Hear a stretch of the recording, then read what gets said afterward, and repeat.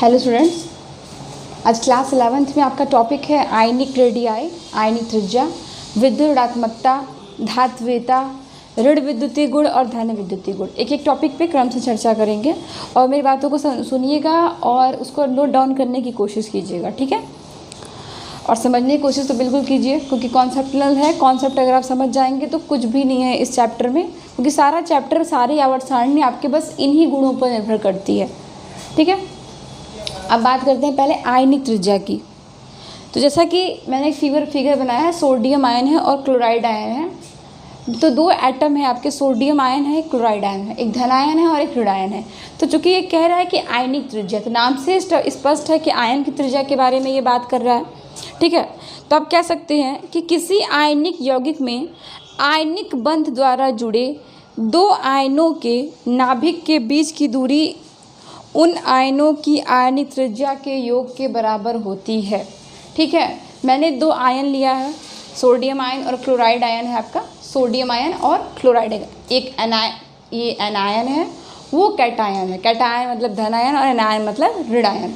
तो ये बात कर रहा है कि किसी आयनिक यौगिक, मेरा यौगिक जो आयनिक यौगिक है वो है सोडियम क्लोराइड। तो ये कह रहा है कि आयनिक बंध द्वारा जुड़े हुए हैं। तो इसमें कौन सा आपका बॉन्ड होता है? इलेक्ट्रोवैलेंट बॉन्ड होता है, क्योंकि सोडियम आयन के पास इलेक्ट्रॉन होते हैं 11, ठीक है। सोडियम के पास, सोडियम आयन के पास नहीं, सोडियम के पास होते हैं इलेक्ट्रॉन 11। तो वो सोडियम आयन करना चाहेगा तो वो अपने एक इलेक्ट्रॉन को डोनेट करेगा, क्योंकि पहली बात तो वो एक मेटल है, ठीक है। और धातुओं की प्रवृत्ति होती है इलेक्ट्रॉन को डोनेट करने की। दूसरी चीज़ ये होती है कि कोई भी एटम है तो वो अपने स्टेबल कंडीशन में रहना चाहता है। स्टेबल कंडीशन का मतलब है कि अपने अस्थायी अवस्था में रहना चाहता है। और अस्थायी अवस्था से मतलब ये होता है कि वो एक अपने बाहरी कक्षा में 8 इलेक्ट्रॉन करना चाहता है। सोडियम का एटॉमिक नंबर होता है 11 और क्लोरीन का होता है 70।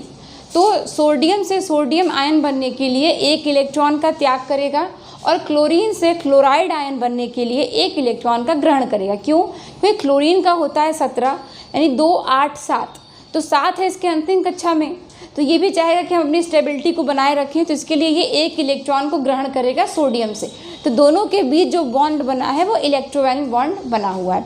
ध्यान दीजिएगा कि इलेक्ट्रोवैलेंट बॉन्ड होता है वो इलेक्ट्रॉन के ट्रांसफ़र से बनता है, ठीक है। वैद्युत संयोजी बंध जो होता है वो इलेक्ट्रॉन के ट्रांसफ़र से बनता है, लेकिन कोवैलेंट बॉन्ड जो होता है वो इलेक्ट्रॉन के शेयरिंग से होता है, स्थानांतरण से नहीं, साझेदारी से। दो शब्द हैं, स्थानांतरण और साझेदारी। स्थानांतरण से वैद्युत संयोजी बंध और साझेदारी से सहसंयोजी बंध बनता है। तो ये टॉपिक आपका क्लियर है कि किसी आयनिक यौगिक में आयनिक बंध द्वारा जुड़े दो आयनों के नाभिक के बीच की दूरी, नाभिक के बीच की दूरी आपकी ये है टोटल, ठीक है। नाभिक, ये नाभिक है और ये नाभिक है।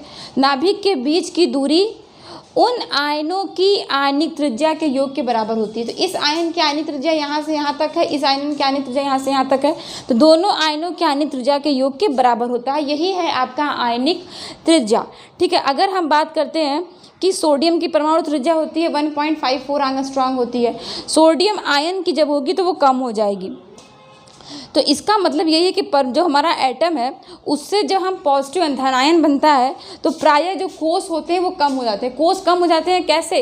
धन आयन जब बन रहा है तो पहले तो 2, 8, 1 थे, 3 था, लेकिन जब एक इलेक्ट्रॉन डोनेट कर दिया 2 ही कोष बचे, K और L, यानी 2 और 8। तो क्या हुआ? त्रिज्या कम हुई ना।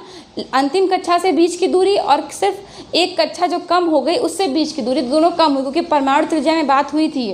ध्यान दीजिएगा, परमाणु त्रिज्या यही कहता है कि नाभिक से बाह्यतम कोष के इलेक्ट्रॉन के बीच की दूरी। तो बाह्यतम कोष तो आपका सोडियम में 2, 8, 1 था, एक इलेक्ट्रॉन सोडियम आयन बनने के बाद निकल गया, तो बचा कितना?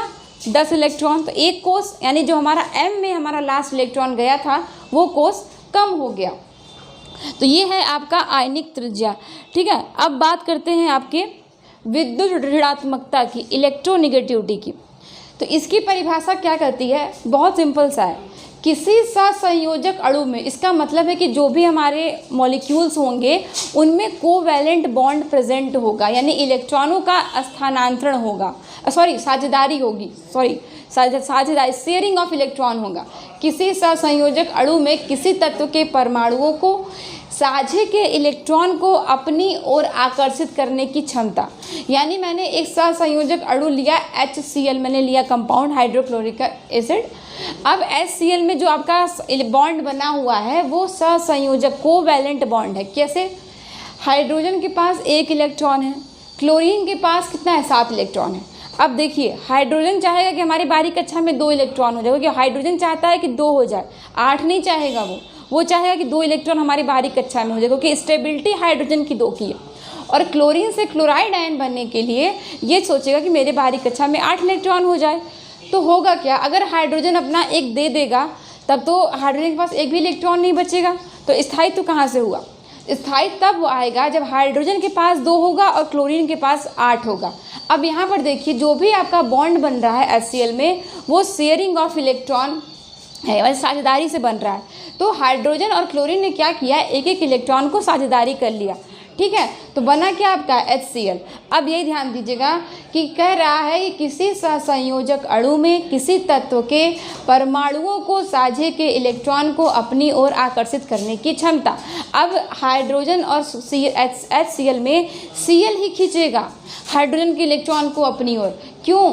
क्योंकि ये विद्युदात्मक तत्व है, इलेक्ट्रोनेगेटिव तत्व है। ठीक है, तो HCl ये चाहेगा कि जो क्लोरीन है वो साझा किए गए अणु को अपनी ओर आकर्षित करता है, और क्योंकि ये विद्युत ऋणात्मक है और ये हाइड्रोजन से ज़्यादा आप कह सकते हो कि स्ट्रॉन्ग है, इसलिए ये आपकी हो गई विद्युत ऋणात्मकता की। किसी भी सहसंयोजक अणु में परमाणुओं के साझे के इलेक्ट्रॉन को अपनी ओर आकर्षित करने की क्षमता विद्युत ऋणात्मकता कहलाती है। ठीक है, HCl का एग्जाम्पल आपने देख लिया। अब बात करते हैं धात्विकता की। सीधी सी बात है, इसमें कुछ लॉजिक नहीं है। धात्विकता का मतलब ये है कि धातु वे तत्व हैं जो सरलता से धनायन बनाते हैं। ठीक है, जो धातु होते हैं वो बहुत ईजिली मतलब कह सकते हो कि धनायन बनाते हैं, ये वो बोल रहा है कि, और इनके अंदर जो प्रॉपर्टी होती है कि ये डक्ट मतलब तन्यता के नियम को तन्यता फॉलो करते हैं, इनके में आघात वर्धन होता है, मतलब पीटने पर ये फैलते हैं। आप कह सकते हो कि इसमें चमक भी होती है। तो यही इनकी मतलब कि आप कह सकते हो कि यही धात्विकता है कि वो धनायन बनाने की प्रवृत्ति रखते हैं धातु। ये ऊष्मा और विद्युत के सुचालक होते हैं। ठीक है, अब आप कह सकते हो कि जो तत्वों की धात्विकता होती है वो धन विद्युतीय गुणों पर निर्भर करती है। ठीक है, अगला आता है ऋण विद्युतीय गुण और धन विद्युतीय गुण। सीधी सी बात है, इसमें कुछ नहीं समझना है, एक लाइन का डिफिनेशन है। ऋण विद्युतीय गुण का मतलब क्या होता है कि किसी तत्व के परमाणुओं के द्वारा ऋणायन बनाने की प्रवृत्ति। सीधी सी बात है, ऋणायन बनाने की प्रवृत्ति ऋण विद्युतीय गुण कहलाती है और धनायन बनाने की प्रवृत्ति धन विद्युतीय गुण कहलाती है। सीधी सी बात है आपकी ये कि आपको इनका जो एप्लीकेशन है वो आपको आवर्त सारणी में पढ़ना है कि आवर्त में क्या होता है, वर्ग में क्या होता है, किस तरह से ये सारे प्रॉपर्टी चेंज होती हैं आवर्त में, वर्ग में। ठीक है, आपको बस ये इनका एप्लीकेशन देखना है। एक तो आपको डिफिनीशन पता होना चाहिए और दूसरा ये पता होना चाहिए कि इनकी प्रॉपर्टी कहाँ पे किस तरह इंक्रीज़ कर रही है। ठीक है, तो आज का आपका ये टॉपिक यहाँ पे आपका समाप्त हो रहा है। अब नेक्स्ट टॉपिक पे आपके नेक्स्ट क्लास में चर्चा होगी और इसको पूरा आप लोग नोट डाउन कर लीजिए, और कोई भी दिक्कत है तो आप प्लीज़ कमेंट में करके पूछ सकते हैं।